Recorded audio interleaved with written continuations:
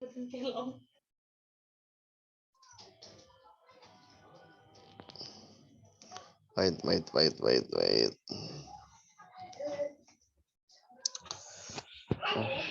Kemarin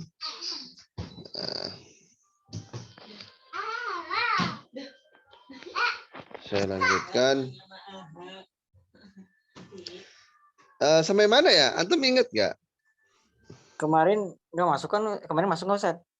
Enggak. Yang terakhir. Kemarin mau masuk nggak ada yang ngerespon di grup, jadi ya gimana? Oh iya, kemarin ketiduran. Kemarin ketiduran. Oh, ya. Ini ya kayaknya saudara-saudara Nabi Yusuf ini ya. Bismillahirrahmanirrahim. Qala musannif rahimahullahu taala fa'ana bi abilum fid daraini amin. Ikhwatu Yusufa fi Misra. Saudara-saudara Nabi Yusuf di kota Mesir. Jadi pada musim paceklik itu saudara-saudara Nabi Yusuf ke Mesir, mereka bertujuan untuk membeli biji-bijian. Nabi Yusuf mengenal mereka. Nah, kemudian anak-anak atau istilahnya saudara Nabi Yusuf itu berkata pada beliau, kami anak-anaknya Yakub, kami punya saudara yang hilang pada saat masih kecil, dan saudara yang lain lagi kamu tinggal bersama dengan ayah kami. Nah, Nabi Yusuf mensyaratkan harus membawa saudaranya tersebut supaya bisa mendapatkan biji-bijian. Nah, namun Nabi Yusuf sendiri memerintahkan pasukan atau anak buahnya lah untuk meletakkan biji-bijian di kendaraan-kendaraan mereka tanpa mereka ketahui. Nah, ketika mereka sudah sampai di rumah, mereka tahu bahwasannya yang menjadi salah seorang pemimpin kota Mesir, ya negara Mesir lah tepatnya, adalah Nabi Yusuf, ya, memberikan mereka biji-bijian dengan tanpa membayar, ya, dengan tanpa membayar, tanpa mereka sadari. Maka mereka di sana itu merayu ayahnya, yakni Nabi Yakub, untuk membawa Bunyamin bersama dengan mereka supaya Nabi Yusuf bisa melihatnya. Nah, kemudian akhirnya saudara-saudara Nabi Yusuf itu bisa mengambil biji-bijian yang lain, gitu ya. Kemudian terjadi semacam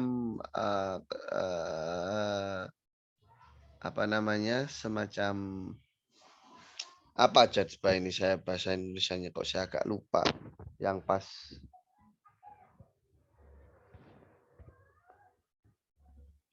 Yang apa Ustaz?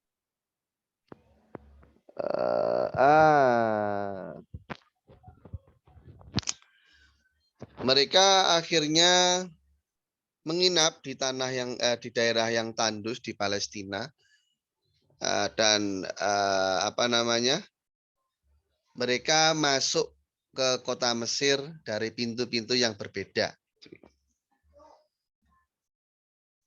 Topik berikutnya adalah tentang Nabi Yusuf yang berusaha untuk mengakali, ya, supaya Bunyamin ini tetap bersama dengan Nabi Yusuf. Ketika Nabi Yusuf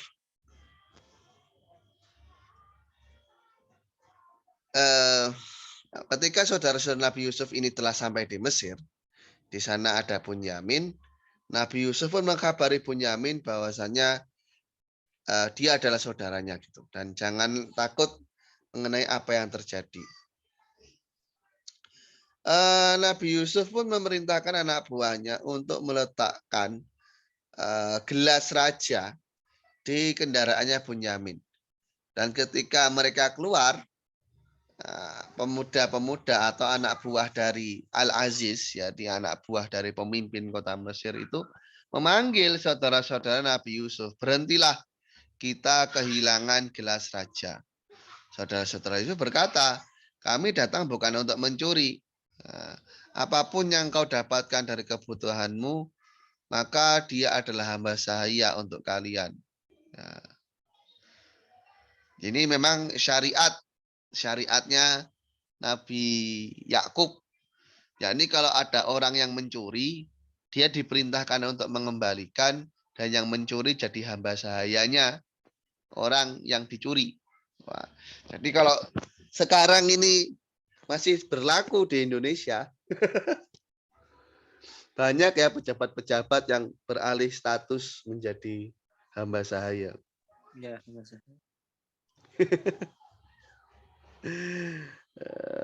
Wabada'u yabhatsuna aniswa'i fi rawahilihim. Akhirnya mereka mulai mencari gelas raja itu di kendaraan-kendaraan saudara Nabi Yusuf. Dan ternyata justru mendapatinya pada kendaraannya Bunyamin. Ya, karena memang ini atas perintah Nabi Yusuf ya, untuk diletakkan pada kendaraannya Bunyamin. Saudara-saudara Nabi Yusuf ini galau lah ya.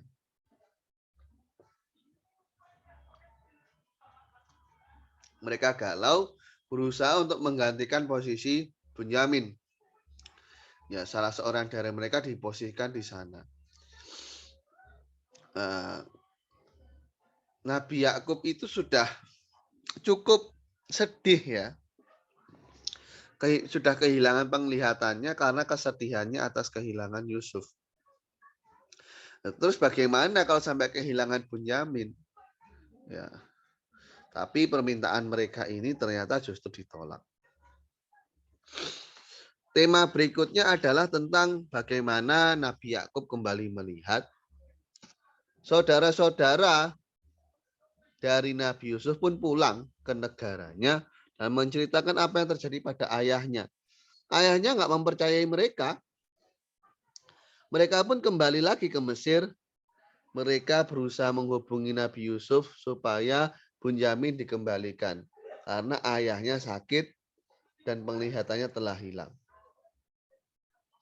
Akhirnya Nabi Yusuf pun nggak mampu untuk menyembunyikan profil beliau dari mereka. Dan memberitahukan pada mereka bahwasanya beliau adalah Nabi Yusuf. Mereka pun bertaubat dan menyesal. Dan Nabi Yusuf hanya memaafkan ya, dan memberikan gamisnya kepada saudara-saudaranya itu. Berikanlah pada ayahku supaya penglihatannya kembali. Kemudian datanglah ke Mesir semuanya. Ketika telah sampai, Nabi Yakub pun merasa ada aroma Nabi Yusuf di sana. Ketika gamisnya diberikan, penglihatannya pun kembali. Saudara Nabi Yusuf pun berkata, ya, qalu ya abana astaghfir lana dzunubana inna kunna khati'in. Wahai ayah kami, mintakanlah ampun atas kesalahan kami. Kami adalah orang-orang yang bersalah. Berikutnya tahaqququr ru'ya. Temanya adalah tentang mimpi yang menjadi nyata. Nabi Yakub pun merespon ya. Dan Nabi Yakub dan anak-anaknya pun merespon panggilan dari Nabi Yusuf.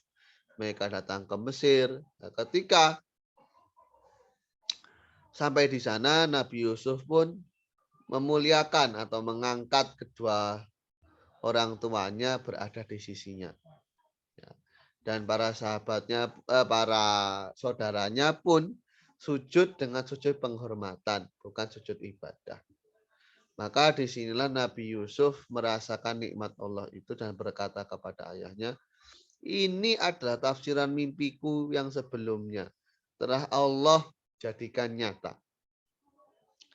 Dan Allah telah memberikan kepadaku kenabian, pengetahuan, dan kekuasaan. Dan kesemuanya hidup di Mesir. Nabi Yusuf hidup selama 110 tahun. Meninggal di Mesir dan berwasiat kepada saudara-saudaranya ketika keluar dari Mesir untuk membawa jasadnya dan dimakamkan bersama dengan ayahnya dan kakeknya di Palestina. Nah, dan jasadnya itu telah dipindah dari Mesir ketika Nabi Musa dan Bani Israel keluar dari Mesir. Berikutnya adalah Nabi Ayub. Nasabnya Nabi Ayub, Ayub bin Maus bin Zarih, Wakilah bin Rozih, bin Ais bin Ishak. Jadi masih keturunan dari jalur Nabi Ishak. Jadi kan masih bersaudara, masih terhitung cucu ya, cucu ponakan lah, cucu keponakan dari Nabi Yakub. Bersambung ke Nabi Ibrahim hingga ke Nabi Nuh. Beliau dilahirkan di negara Syam, diutus ya ke daerah Sahel Hauron, daerah selatan dari Suria, daerah selatan dari Suria sampai daerah Armenia. Jadi secara geografis ya mudahnya ya selatannya Suria. Jadi masih dekat-dekat daerah Yordania sana ya. Waqad asya fihim Ayub sallallahu alaihi wasallam dzakiran lillahi syakiran li an umihi. Ya, misalan lil qutbati hasanah. Beliau hidup dengan mengingat Allah, bersyukur atas nikmat-nikmatnya, dan menjadi contoh suri tauladan yang paling terbala atau beliau terkena musibah. Nabi Ayub masyhur orang yang sabar sehingga banyak dibuat sebagai peribahasa. Allah memberikannya harta dan anak sebanyak 26, kebun, ladang, usia yang panjang. Kemudian Allah mengujinya dengan meninggalnya anak-anaknya. Beliau sabar. Hartanya, kebunnya rusak. Beliau memuji dan bersyukur. Sakit sangat parah sehingga tidak tersisa yang sehat kecuali jantung dan lisannya. Jadi yang sehat itu hanya jantung dan lisannya. Semuanya sakit. Semuanya sakit. Bukan berarti semuanya itu hilang. Kan ada yang berasumsi dimakan cacing.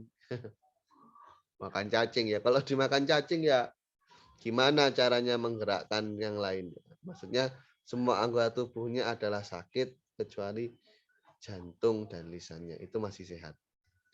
Nah, Nabi Ayub ini berzikir kepada Allah dengan dua komponen itu. Ketika keluarganya dan sahabatnya ya itu meninggalkan beliau, tidak ada seorang pun yang berada di samping beliau dalam masa uji coba itu kecuali istrinya Rohmah bin Afroim. Sampai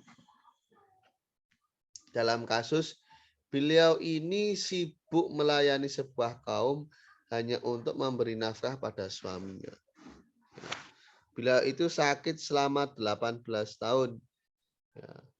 Dan selama 18 tahun inilah beliau mendapatkan nikmat berupa istri yang solihah. Jadi meskipun kondisi fisiknya sakit, tapi memiliki istri yang patuh sampai rela menafkahi suaminya. Bukankah ini sebuah nikmat yang besar? Ini sebenarnya bisa kita buat itibar ya. Kadang itu kita terlalu galau dengan suatu hal seolah-olah mengabaikan nikmat Allah yang maha luas. Kita masih nafas, makan bakso masih enak.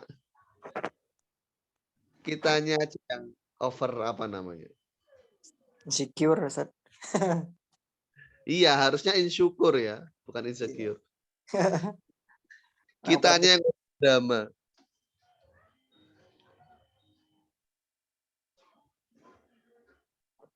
Semuanya seolah-olah sudah hilang.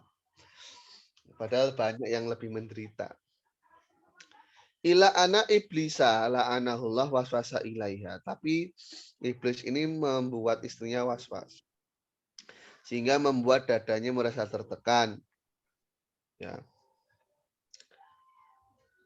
Sampai akhirnya ada bisikan semacam ini. Bala ini sampai kapan? Gitu. Bala ini sampai kapan? Kemudian Nabi Ayub pun marah. Ya. Dan Nabi Ayub menyebutkan nikmat-nikmat Allah. Nggak lihat nikmat Allah yang segini banyak. Dan bersumpah akan mendidiknya etika. Dan Nabi Yusuf pun berdoa. Ya. Jadi, Ani masani yadurru wa anta arhamur rahimin. Nah, ini bisa dibuat doa ini untuk mengadu kepada Allah. Ya Allah, saya ini dalam keadaan susah. Dalam keadaan yang menyulitkan. Saya ini terkena mara bahaya. Engkau adalah zat yang maha pengasih. Maka Allah pun mengijabahi doanya. Ya, Nabi Ayub pun tinggi, berdiri dengan dalam kondisi sehat. Hartanya pun kembali, anaknya pun banyak lagi. Beliau wafat di Damaskus dengan usia 93 tahun. Ada yang mengatakan beliau meninggal di daerah Rum. Rum itu tidak terbatas Romawi ya. Dulu yang disebut dengan Rum itu ya mencakup Turki. Jadi Romawi Timur, Rum itu termasuk Rum. Usianya hanya 75 tahun. Ada yang mengatakan usianya 93 tahun, meninggalnya juga di Rom itu. Faidah 5 Yamrodu. Kenapa kok Nabi Ayub itu sampai sakit dengan penyakit yang seolah-olah membuat yang lainnya itu ketakutan. Ya. Padahal dan menurut riwayat yang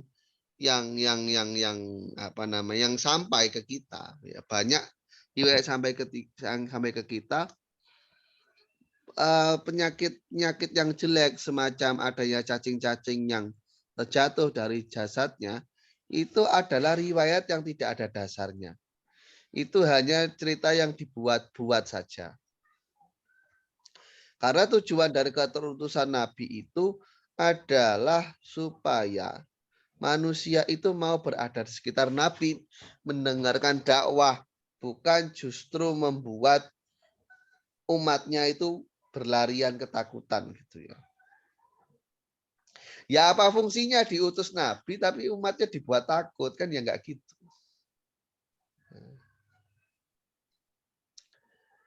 Yang ke-13 Nabi Syuaib. Syuaib bin Michael bin Yasjun bin Madian bin Ibrahim. Jadi anak Nabi Ibrahim yang lain ya ada namanya Madian. Ini menurunkan 3 generasi setelahnya sebagai Nabi Syuaib. Beliau lahir di daerah Madian, di salah satu penghujung daerah Syam, masih termasuk dekat dengan Hijaz. Ya jadi inilah ya. Kalau dekat dengan Hijaz berarti ya bagian Syam bagian selatan juga. Termasuk daripada nabi-nabi bangsa Arab. Ya, nabi-nabi bangsa Arab. Kaumnya adalah ahli Madian, penduduk Madian. Wahum ashabul aikati. Ya, mereka ini orang Madian termasuk kabilah-kabilah Arab. Nah, mereka termasuk manusia yang buruk nilai sosialnya. Mereka suka membegal para musafir. Ya, suka menakut-nakuti para pejalan. Ya. Mereka menyembah pohon. Ya, Ekah itu nama pohon. Nah, mereka suka menipu manusia. Ya, suka memberatkan timbangan. Nabi Syuaib ya, termasuk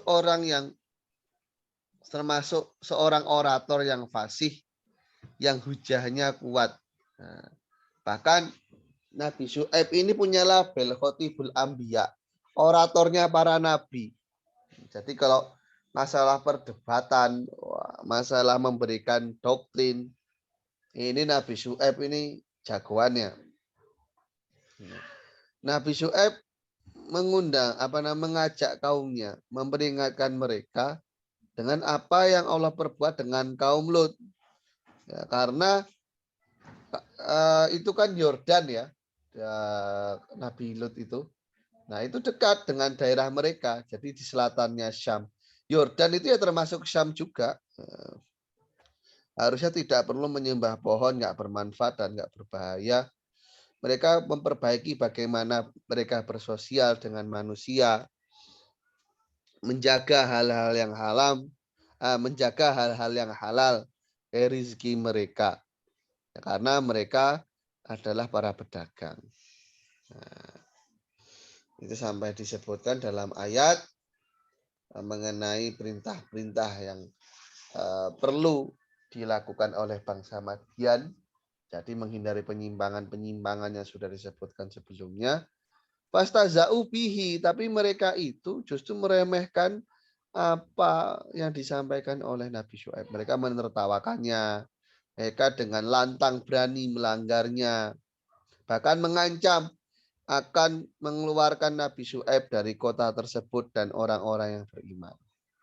Mereka berkata, ya kalau kau memang mampu, wahai Syuaib, pemusnahkan kami, ya lakukan saja.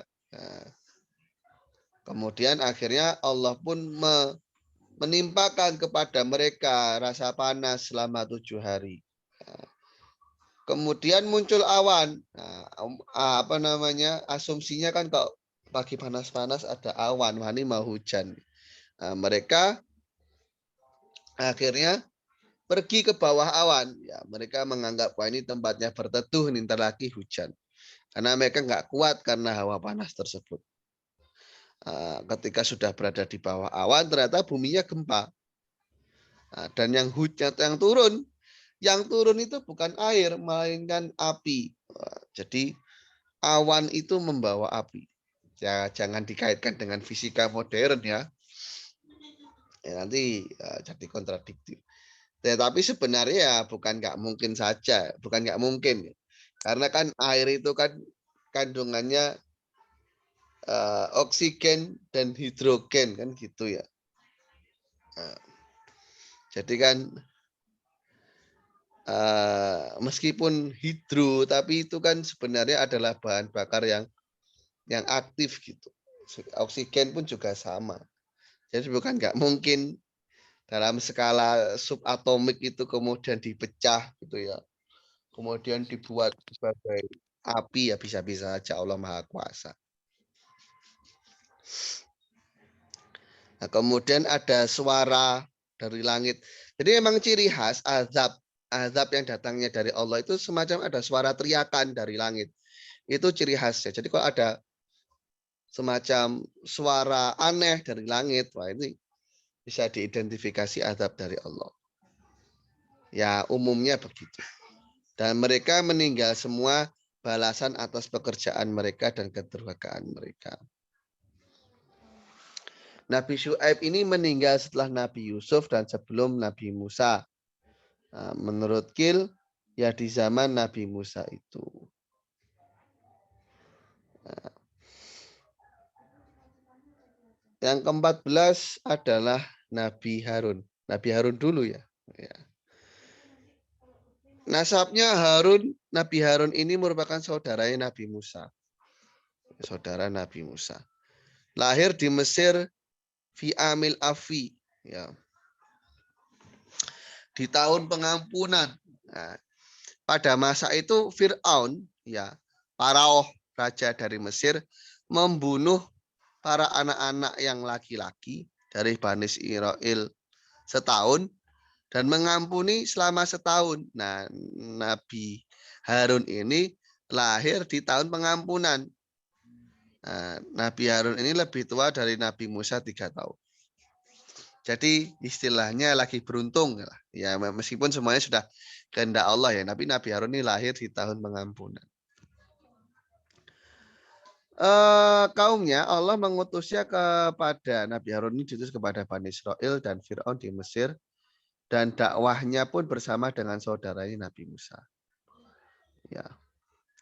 Untuk kelebihan Nabi Harun ini, beliau diberikan oleh Allah kefasihan dan lisan yang lancar gitu ya. Kalau bicara tuh enteng, ringan gitu. Nah, dan juga diberikan kenabian dan berdakwah bersama dengan saudaranya pada Bani Israel dan pada Fir'aun di Mesir. Dan Nabi Harun ini menggantikan Nabi Musa untuk mengurus kaumnya, manakala Nabi Musa pergi selama 40 hari untuk beribadah pada Allah pada masa itu. Tapi ternyata kaumnya justru menyembah sapi, ya. Kemudian taubat kepada Tuhan. Nabi Harun ini hidup selama 122 tahun dan meninggal sebelum Nabi Musa selama sejarak 3 bulan. Sejarak 3 bulan. Dikatakan selama 11 bulan fi ardiltih, ya. Ardiltih ini semacam daerah antah berantah, ya. Ya, jadi kan Bani Israel sempat tersesat sebelum sampai negara tujuan. Nah, di daerah Sina, Gunung Sinai itu ya. Sebelum Bani Israel berhasil masuk ke daerah Palestina. Berikutnya Nabi Musa, Musa bin Imran bin Kohith bin Azir bin Lawa bin Yakub. Jadi masih keturunan dari Nabi Yakub. Jadi masih keturunan dari saudara Nabi Yusuf.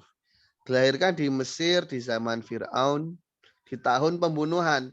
Nah, karena karena Parao atau Fir'aun ini membunuh anak laki-laki yang terlahir dari Bani Israel setahun dan mengampuni tahun.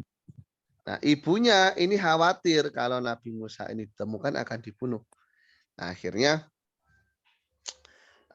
ibu dari Nabi Musa ini diberi ilham untuk apa namanya untuk menyusuinya. Ketika sudah disusui, akhirnya diletakkan di Sungai Nil, dibuatkan semacam kotak kayu gitu, diletakkan di sana, ya. Kemudian dia berpesan kepada saudara wanitanya untuk mengawasi peti itu.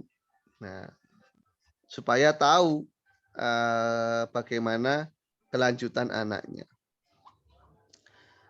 Ternyata peti itu sampai di pesisir kastil Fir'aun.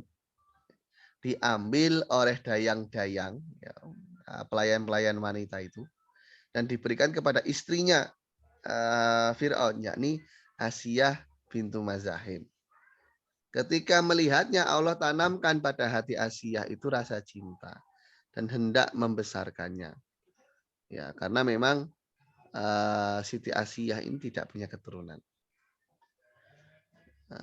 Nah, termasuk dari hikmahnya Allah adalah ketika Sayyidah Asiyah ini mencari orang yang mau menyusuinya, Nabi Musa tidak mau, ya, tidak mau menyusu kepada wanita manapun. Sampai akhirnya saudaranya Nabi Musa, Huna kolat uktuhu. Jadi di sini maaf tadi saya sebut saudaranya ibunya Nabi Musa ya. Enggak. Ini saudaranya Nabi Musa. Jadi ya kakaknya lah. Hingga kakaknya ini berkata, ya, aku bisa tunjukkan padamu seseorang yang menyusui. Nah, akhirnya ditunjukkan pada rumah ibunya. Nah, ketika Nabi Musa mulai beranjak dewasa, dia hidup di rumah Fir'aun dengan dimuliakan sampai suatu waktu masuk ke pasar mendapati dua laki-laki yang bertikai.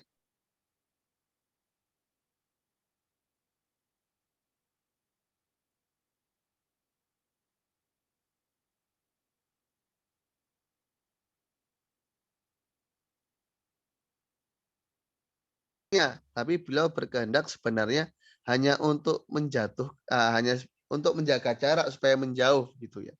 Tapi mungkin karena overpower ya Nabi Musa ini.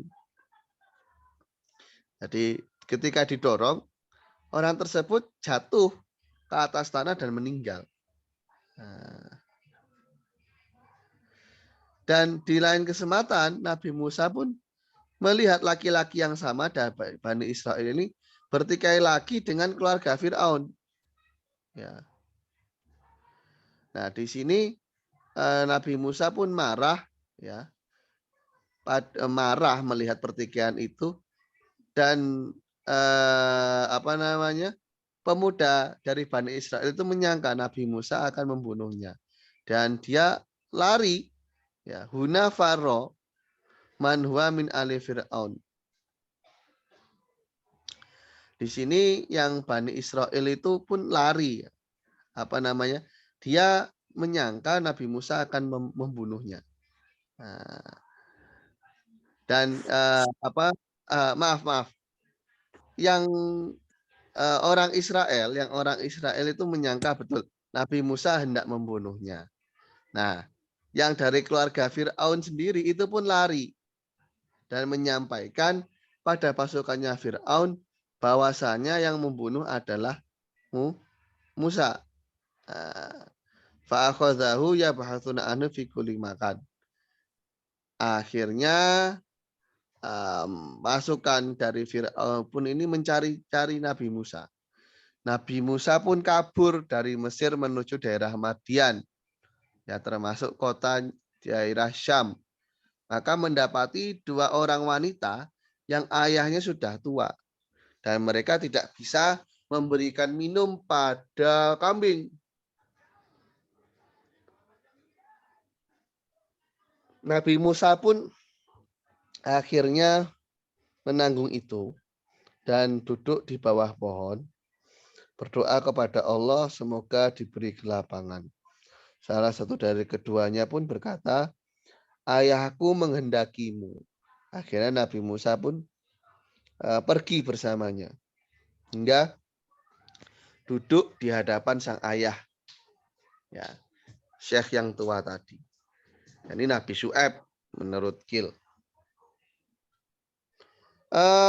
Nabi Syu'aib ini meminta Musa untuk menceritakan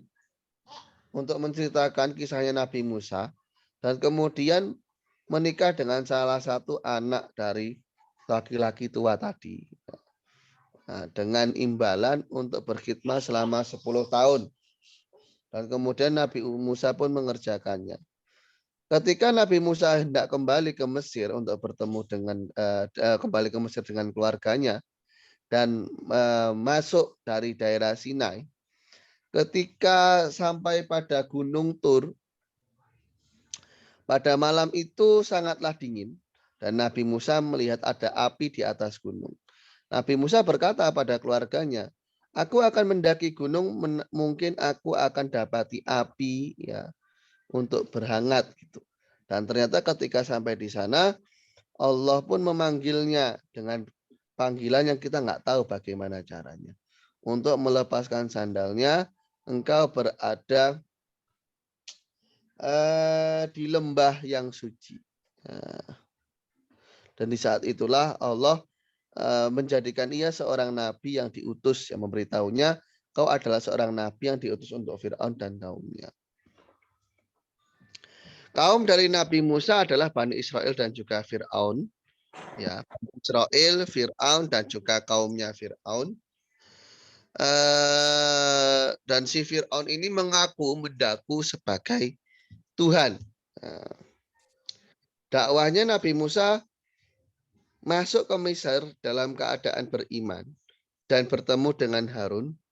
Setelah Nabi Musa ini meminta supaya Nabi Harun ini menjadi wazir, menjadi ya semacam menterinya lah atau hulu balang dari Nabi Musa itu sendiri. Dan akhirnya Allah memberikan kenabian kepada Nabi Harun dan mereka menghadap Fir'aun. Ya. Dan mereka ketika menghadap Fir'aun ini, Nabi Musa pun mengajaknya untuk menyembah Allah saja. Tapi Fir'aun menertawakannya dan mengancam akan dipenjara. Nabi Musa berkata, Bagaimana jika aku beri petunjuk atas kebenaran dakwah kami? Firaun menjawab, iya, silahkan gitu ya. Nabi Musa pun melempar tongkatnya dan berubah menjadi ular yang bergerak di atas bumi, mengeluarkan tangannya dari jaib. Jadi dulu jaib itu artinya adalah kerah. Ya, sekarang kan kantong, artinya kerah. Ya, memasukkan tangannya ke kerahnya dan mengeluarkannya, kemudian tangannya menjadi sangat putih, laksana matahari.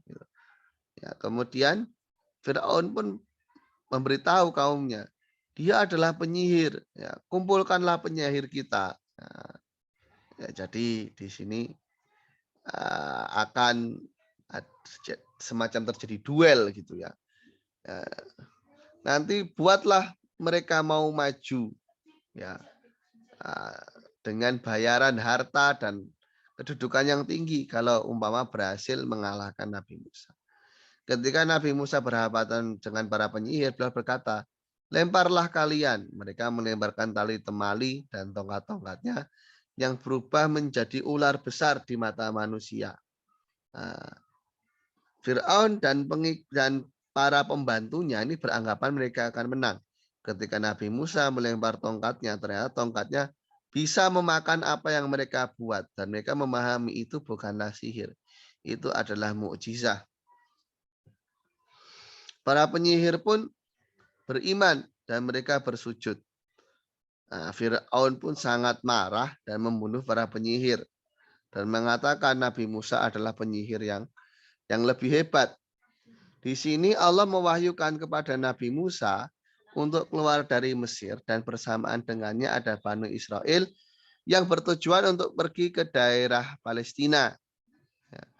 Ketika Fir'aun tahu bahwasanya mereka telah kabur, Fir'aun ini menyiapkan pasukan dan mengejar mereka di hari kedua.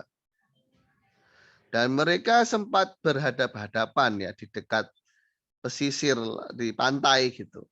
Ya. Lautan berada di hadapan Nabi Musa dan kaumnya dan Fir'aunnya berada di belakang mereka. Ya sudah, putus asa akhirnya kaum Nabi Musa ini. Hingga akhirnya Nabi Musa pun percaya pada Allah dan percaya pada ketentuan Tuhannya. Ya, di sana Allah berikan perintah untuk memukalkan tongkatnya ke laut. Lautnya pun terbelah dan masing-masing itu laksana sebuah golongan ya sebagaimana gunung yang besar gitu terpisah. Tebing yang tinggi lah sebagaimana tebing yang tinggi. Jadi menjadi jalan yang luas, akhirnya laksana pagar yang besar. Nabi Musa dan kaumnya pun berjalan. Fir'aun pun melihat apa yang terjadi dan memerintahkan pasukannya untuk melewati itu di belakang Bani Israel. Ketika Bani Israel telah sampai di pantai di sisi yang lain, lautnya pun kembali ke bentuk simulanya. Fir'aun dan pasukannya pun tenggelam, Nabi Musa dan kaumnya pun selamat. Nabi Musa SAW memberikan kaumnya untuk masuk ke tanah yang disucikan dalam kondisi bersujud, meminta ampunan dari Allah. Tapi mereka menolak. Nah, mereka memiliki rasa takut. Jadi masuk ke sebuah daerah meminta pertolongan kepada Allah, tapi mereka nggak mau. Mereka tuh dasarnya pengecut. Terpapar sifat pengecut. Allah pun menyiksa mereka bahwasanya mereka tidak bisa keluar dari Ardutih. Jadi di daerah antah berantah itu terputar-putar di sana ya. Selama 40 tahun. Mereka kebingungan di sana, tidak bisa masuk ke Palestina kecuali bersama dengan Yusha bin Nun. Jadi salah satu murid Nabi Musa itulah nanti yang bisa membawa mereka masuk ke sana setelah 40 tahun.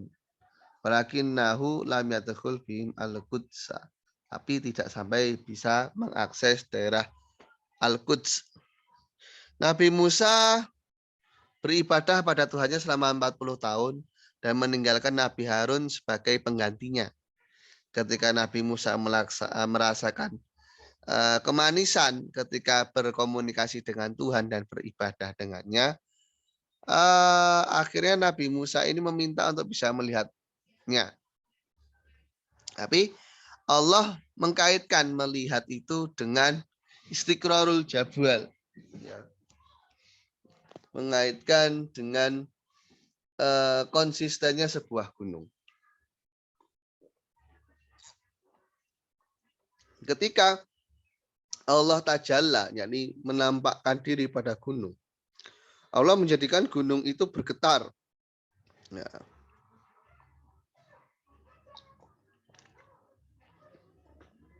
Dan disinilah Nabi Musa itu tunduk, merasa takut. Ya. Dia terjatuh ke atas bumi karena takut melihat apa yang dilihat dan belum sampai melihat Tuhannya.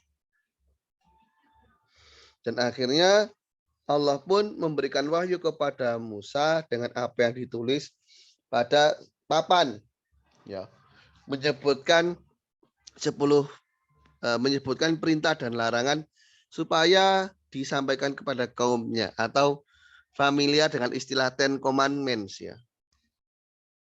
10 perintah Tuhan, Ten Commandments. Ketika Nabi Musa pulang, dia mendapati kaumnya beribadah menyembah sapi dari emas yang dibuat oleh laki-laki yang dinamai dengan Samiri. Dengan mengumpulkan perhiasan kaum-kaumnya dan membuatnya dengan bentuk anak sapi. Mereka menyembahnya dan Nabi Musa pun sempat, ya mohon maaf kalau bahasa ininya kurang tepat, semacam menegur dengan sangat keras. Kalau andaikan dibahasakan mendamprat itu nggak cocok lah. Jadi menegur keras saudaranya. Akhirnya Nabi Harun pun merespon, sudah saya coba larang dengan segala cara, tapi mereka nggak mau. Ya, akhirnya Nabi Musa pun mencela mereka dan menasihatinya hingga mereka mau kembali kepada Tuhannya. Ya, emang kaumnya hanya takut sama Nabi Musa saja, nggak takut dengan Nabi Harun. Cerita berikutnya adalah Nabi Musa dan Nabi Khidir. Ini paling panjang ceritanya Nabi Musa, ya, paling banyak kisahnya. Suatu ketika Nabi Musa pernah berorasi di depan manusia. Ternyata ada seorang Bani Israel yang bertanya, manusia yang paling pintar siapa? Nabi Musa menjawab, saya. Ya, ini memang jawaban ini berdasarkan persepsi Nabi Musa. Bukan berarti ya salah. Ya, karena kan yang beliau tahu di antara semua manusia itu beliau yang paling alim. Ya tidak salah, beliau kan tidak memukul rata seluruh manusia tanpa terkecuali. Cuma berdasarkan yang beliau tahu manusia-manusia yang ada, beliau tidak menutup kemungkinan ada manusia yang lebih alim. Cuma berdasarkan yang beliau tahu yang ada, itu ya memang beliau. Sehingga Allah mewahyukan bahwasanya punya hamba saya di tempat pertemuan dua laut, pertemuan Darul Laut itu ya berarti di Maroko itu kan, laut apa namanya, yang rasanya asin dan rasanya tawar itu. Dia lebih alim daripada Nabi Musa pun meminta Tuhannya untuk dipertemukan. Nah, tanda akan keberadaan Nabi Khidir ini, yakni bila mana Nabi Musa membawa ikan besar, ya ikan besar yang bisa dipersiapkan untuk makan, itu nanti akan menghilang. Maka di sana hamba yang soleh pun ada. Jadi kan Nabi Khidir itu di Tengarai memiliki kekuatan kehidupan yang tinggi. Nabi Khidir itu kalau jalan di tanah gersang, tanahnya itu langsung gembur lagi, langsung hijau lagi karena energi kehidupannya yang kuat.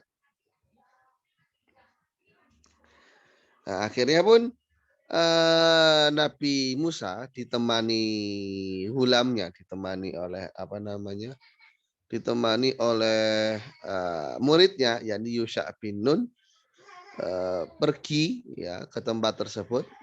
Ya. Di tempat itu Nabi Musa pun meminta makan pada muridnya tadi. Ternyata dikabarkan bahwasanya ikannya sudah pergi ke laut. Nah, Nabi Musa pun kembali ke tempat yang dikehendaki, di mana ikan itu menghilang dan mendapati Nabi Khidir di sana. berada di Teluk Suwais, ya, Teluk Suwais dan Teluk Aqabah, mirip dengan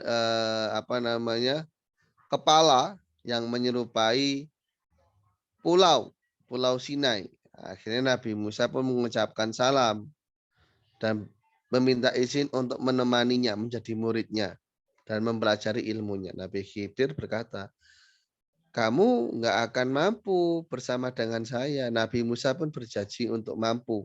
Ya. Akhirnya Nabi Khidir pun eh, jadi fawa'adahu Musa ayatahammala, berjanji untuk bisa atau untuk mampu. Nah, jadi yang dijanjikannya itu adalah upaya untuk mampu atau bukan mampunya. Ya. Jadi kan disamakan bahwasanya Nabi Khidir mengatakan kamu nggak akan mampu untuk menanggung, untuk bersama saya, gitu ya.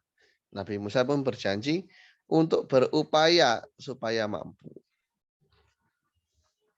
Innaka lan tasta'iya ma'iya sabra. Wa kaifa tasbiru ala ma lam tuhit bihi khubra.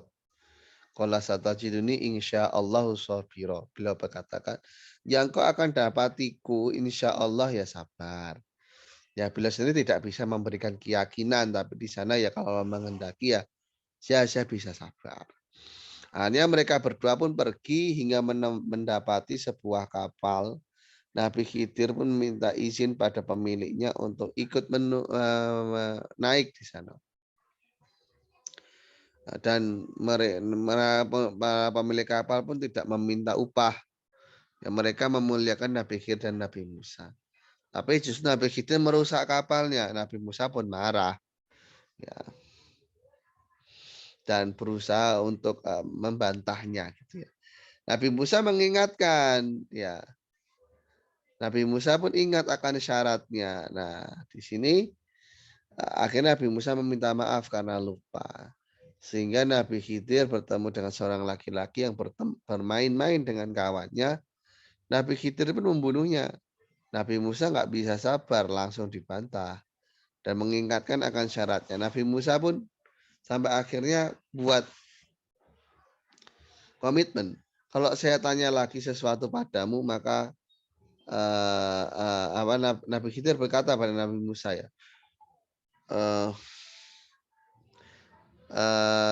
insya Allah angsain, maaf Nabi Musanya bertanya pada Nabi Khidir, kalau aku menanyakan sesuatu padamu tentang suatu apapun setelah ini, ya, maka janganlah kawani aku. Nabi Khidir pun tinggal di sebuah desa dan meminta dari penduduknya makanan dan jamuan. Meminta makanan dan jamuan. Mereka menolak. Nabi Khidir pun mendapat sebuah tembok yang roboh. Nah, dan Nabi Khidir membangun ulang. Nabi Musa tanya, apakah engkau hendak mengambil upah? Nabi Khidir berkata, ini adalah perpisahanku dan perpisahanmu. Dikabarkan mengenai kapal itu untuk punya orang-orang miskin yang bekerja di lautan. Ada raja zalim yang suka mengambil kapal, ya. Tapi ketika sudah beraib, maka itu akan menjadikan sang raja tidak mengambilnya. Berikutnya, gulam itu, pemuda itu kedua ayahnya adalah beriman. Nah, Nabi Khidir ini khawatir anak itu akan mendolimi mereka dan memaksa mereka untuk zalim dan kafir. Berikutnya tembok, ya. Tembok ternyata di bawahnya terdapat harta untuk dua orang anak yatim yang berada di kota tersebut. Ayahnya adalah orang soleh, maka temboknya itu dibangun kembali sehingga ketika mereka dewasa, mereka bisa mendapati harta benda mereka tidak dicuri oleh seseorang. Nah, diakhiri dengan kata-kata beliau, aku tidak melakukannya karena keinginanku, karena urusanku. Nah, andaikan Nabi Musa bisa sabar, akan belajar banyak hal dari Nabi Khidir. Wafatnya Nabi Musa pada usia 120 tahun dan meninggal setelah Nabi Harun dengan jarak 3 bulan. Ya, dimakamkan di daerah Kathib Ahmar di daerah Sina. Wah, ini saya rasanya kayak full baca cerita ini ya. Full ya bukan dongeng tapi cerita ini. Nah, ini kita lanjutkan besok pagi kalau bisa ya Ki Anhar ya. Allah Ustaz. Nanti saya kabar-kabar di grup lah. Hanakallahumma hamdika asyhadu an la ilaha illa anta astaghfiruka wa atubu ilaik. Assalamualaikum warahmatullahi wabarakatuh.